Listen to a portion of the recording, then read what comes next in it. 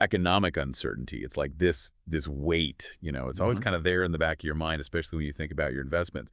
But what if instead of freaking out, we could like tackle it strategically? You hit the nail on the head. We often let our emotions get the best of us, especially with money. That's what's so interesting about this whole thing about safeguarding your investments during those shaky economic times. It's all about, arming yourself with the know-how to make smart, informed choices. Totally. And to help us navigate this whole thing, we're diving deep into Margin World's guide, How to Protect Your Investments During Economic Crisis. They've got some seriously solid advice in here. And they don't shy away from the biggie, the one we're sometimes afraid to even say out loud, economic crises. They're kind of inevitable, right? Yeah, it's true. It's less about, trying to predict when the next downturn is going to hit. Good luck with that. And more about wrapping your head around the fact that these downturns, they're just a natural part of, the ebb and flow of the economy. And once you accept that, you can start preparing, not just financially, but mentally too. Totally. Like instead of getting caught off guard, we want to be those savvy sailors, the ones who are ready for the rough seas, not the ones getting tossed around like a rubber ducky, right? So so what's the first line of defense? What do they say we should do? Diversification. Basically, Mhm. don't put all your eggs in one basket. They make a big point about that. Right, diversification. It makes sense when you say it like that. But and maybe this is just me, but this is where I feel like things get kind of murky. I mean, it's not just about having like stocks and bonds, right? There's got to be more to it. You're absolutely right. It's about, really getting that different types of investments, different asset classes, they don't all react the same way to like economic shocks. Like remember back in '08, that financial crisis? Real estate, man, that was a bloodbath. But other things like bonds, they kind of held their own. They did a lot better. Oh yeah, true. So if back then all your money was in real estate, well, ouch, right? Yeah. But if you had spread things around, diversified. Exactly. You'd be in a much better spot to, ride out the storm. And that's the beauty of diversification. It's all about spreading out your risk.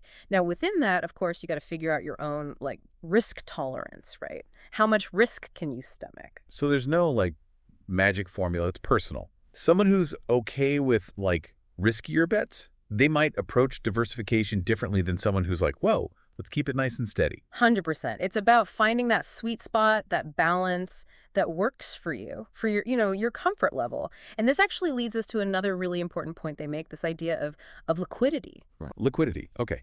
Sounds important, but is that just a fancy way of saying you need to have cash on hand? It's more like it's about being able to actually access your money when you need it, right? Without having to sell off investments at a loss because you're in a bind. Imagine like suddenly losing your job or getting hit with a huge medical bill right in the middle of a market crash. Oh, yeah. That's the worst possible time to have to sell anything. You're forced to sell low just to cover your immediate costs. Exactly, you're over a barrel. That's why Margin World, that is, they really stress having that emergency fund, 6 to 12 months of living expenses stashed away.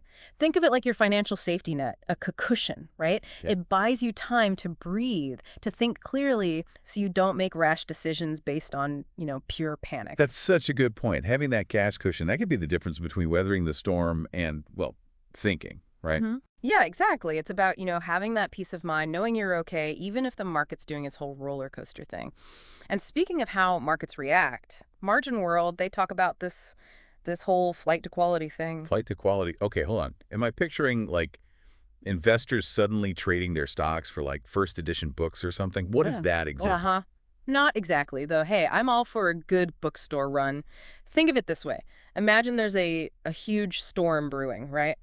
Would you rather ride it out in like a flimsy little shed or a solid, well-built house? That house, obviously. Exactly. Same goes for investments when things get shaky. People naturally gravitate towards things that seem safer, less likely to just crumble under pressure. So instead of like that risky tech startup that everyone's buzzing about, they might go for like a really well-established company. Those, what do they call them? Blue chip stocks. Bingo. Think, your Coca-Colas, your Johnson and Johnson's companies that have like seen it all, weathered all those economic storms. And here's the thing. People still need their products no matter what the economy is doing. Well, for sure. People got to drink, people get sick, recession or no recession. But okay, it's not just about the big name companies, right? I was reading in the guide that even within like one type of investment, like bonds, there are different levels of like riskiness. Absolutely. They make a good point about that. So you've got your government bonds, right? Backed by, well, the government. Generally pretty darn safe, especially when everything else feels wobbly. And then there are corporate bonds. Those are tied to, how well individual companies are doing. So I'm guessing when a downturn hits, some people might jump ship from those maybe riskier corporate bonds and head straight for the perceived safety of government bonds, even if the potential payoff, the return, might not be as high. Exactly. It's that whole flight to safety thing in action. Now, don't get me wrong. It's good to be aware of these patterns, how the market tends to react. But Margin World, they're big on this. Don't go making drastic moves just because you're, feeling spooked or trying to time the market perfectly. So that's Yeah. pretty much impossible, right? Yeah. No one can consistently predict the exact best moment to buy or sell. And if you're constantly reacting to every little dip and spike, you're probably going to lose more than you gain, right? You got it. That's why having a solid strategy like the one Margin World lays out is so important. And a big part of that is this thing called rebalancing your portfolio. Rebalancing. See, now that sounds kind of counterintuitive, right? Yeah. Why would you sell something that's, doing well even during a downturn? Yeah. Because, and this goes back to what we were saying, diversification at its core is about sticking to the level of risk that you're comfortable with. So when a crisis hits and some of your investments take a nosedive while others are, holding steady or even going up your portfolio, it can get out of whack, right? You might end up with way more of your money in those safer assets than you planned. So you're saying rebalancing is about like taking some of those winnings off the table Right. from the stuff that's done well and using that to buy more of the things that have dropped. So you're buying low and selling high. Exactly. It's a way to use those market swings to your advantage to make sure you're not, accidentally taking on more or less risk than you intended. But, and this is huge, Margin World, they're really adamant about this. Don't panic sell. Oh, I bet. Seeing your portfolio shrink, even if it's just on paper, it's got to be nerve-wracking. But like selling everything when you're in a panic, that just guarantees you're going to lock in those losses, Yeah. right? It's like, jumping overboard in the middle of a storm instead of just riding those waves. You might miss the clear skies and calm waters that are, you know, just on the other side. They actually give some pretty interesting historical examples showing how people who just stayed the course, even when things looked really grim, they ended up doing way better in the long run. Right, like those classic stories of people who bought during crashes and came out ahead. Sounds great in theory, but a lot harder to do when all the news headlines are freaking out. But yeah. Speaking of which, Margin World, they don't just leave us hanging with these general principles. Hmm. They actually talk about specific types of investments that they're supposed to help protect your money during a downturn, right? They do. They get into what they call defensive investments. Basically, these are things that tend to hold their value pretty well, even when the rest of the market's, having a meltdown. Things like consumer staples, the stuff everyone needs, no matter what's going on in the economy. Like food, drinks, cleaning supplies, all that. Makes sense. Those companies, they tend to have pretty steady earnings, even during recessions. Oh, And what about healthcare? People always need doctors and medicine, good economy or bad. exactly. Those are both great examples of sectors that, often do a better job of riding out those economic storms. And then, of course, there's the classic safe haven gold. Ah, yes, gold. It's practically legendary, right? Right. Like the go-to investment for when times get tough. It's true. For centuries, people have seen gold as the store of value, something that holds its worth even when, currencies are fluctuating like crazy or, entire economies are on shaky ground. But, and this is important, even gold, it's not completely immune to volatility. It's not a guaranteed home run. Right. It's not about putting all your eggs in the gold basket, so to speak. Uh-huh. More like it's another thing to consider, part of a well-rounded, diversified portfolio. Mm. So we've got our consumer staples, our healthcare, our gold. What other defensive strategies does Margin World suggest? Another one that's pretty interesting, they talk about dividend-paying stocks. Basically, these are companies that, regularly share some of their profits with their shareholders. So even if the stock price takes a hit during, say, a recession, you're still getting some income. That's got to be reassuring, right? Like having a little bit of a buffer. Exactly. It can be a way to, potentially generate some passive income, which can be a lifesaver when things are tight. But as with any investment, don't just jump in blindly. do your homework. Look at the company, their track record, their history of paying dividends. Right. Don't just chase after the highest yield without understanding the bigger picture, right? Be Right. sure the company's actually solid.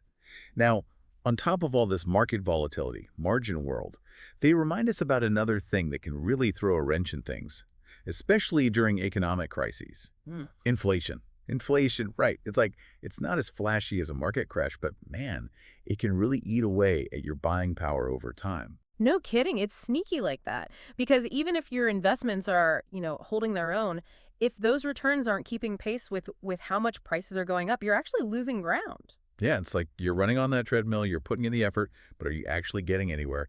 And margin world, they point out that inflation, it can be especially tough on things like bonds, those fixed income investments. Totally. See, if your bond is paying out, say, a 3% interest rate and inflation is running at 5%, well, you're losing 2% in purchasing power, right? Your money's not stretching as far as it used to. Oof, yeah, not good. So how do you combat that? Does margin world have any like inflation busting secrets? Well, they do suggest looking into assets that have, historically at least, tended to rise in value along with inflation. Real estate's a good example. As prices in general go up, the value of your house, your property, it usually goes up too. Yeah, that makes sense. But real estate's not exactly like easy to cash out if you need money quickly. Yeah. What about other options? They talk about commodities, things like oil, gas, precious metals. Those prices often climb during inflationary periods. And then there are TIPS, Treasury Inflation Protected Securities. Tip ES. Those always sound so complicated. What are those all about? I know, the name sounds kind of intimidating, but honestly, they're not that hard to wrap your head around. Basically, with a TPS bond, the principal value, the amount you initially invested, it actually adjusts along with inflation. So as inflation goes up, the value of your bond goes up too. Oh, okay. Mm. So it's like having a built-in hedge against inflation. You're like shielded from the worst of it. Yeah. Okay, so we've covered a lot. Diversification, liquidity, those defensive investments, and now even how to deal with inflation. Sounds like the big takeaway here, if you want to protect your investments, is to have a plan, be informed, and not freak out. You got it. In Margin World, they end on a really important note. Staying informed, yes, but not letting yourself get overwhelmed. It's a delicate balance, right? Staying up to date on what's happening in the economy without, getting sucked into a vortex of doom and gloom headlines. Right? Like, it's good to be informed, but you don't want to be glued to the financial news 24/7, right? That's a recipe for stress. Sometimes the best thing you can do is step away from the screen and just breathe. 100%. It's about being smart with your information intake. Yeah. Question what you're reading. Don't just take everything at face value. Look for different perspectives. And hey, there's no shame in talking to a financial advisor, someone who can help you figure out what makes sense for your situation. Yeah. A little personalized guidance never hurts. Yeah. So to everyone out there who might be feeling a little queasy when they check their portfolio these days, remember, Yeah. knowledge is power. And with the right info and a solid plan, you can navigate even the choppiest economic waters. Absolutely. And here's a final thought to, leave you with. What if instead of dreading economic downturns, we started seeing them as potential opportunities? Ooh, interesting. Most people, they just fixate on the risks, not the potential upside. Exactly. Sometimes change, even when it's, a little scary, it brings new opportunities. Maybe it's the chance to buy something undervalued, to rethink your financial goals, or even to, I don't know, explore some totally new and innovative venture. It's about being prepared, yes, but also keeping your eyes open for those diamonds in the rough. I love that. Great advice to end on. Thanks so much for joining us for this deep dive into protecting your investments during, well, let's face it, kind of unpredictable times. Remember, it's less about eliminating risk entirely and more about, managing it in a way that lets you sleep at night. And with that, happy investing, everyone.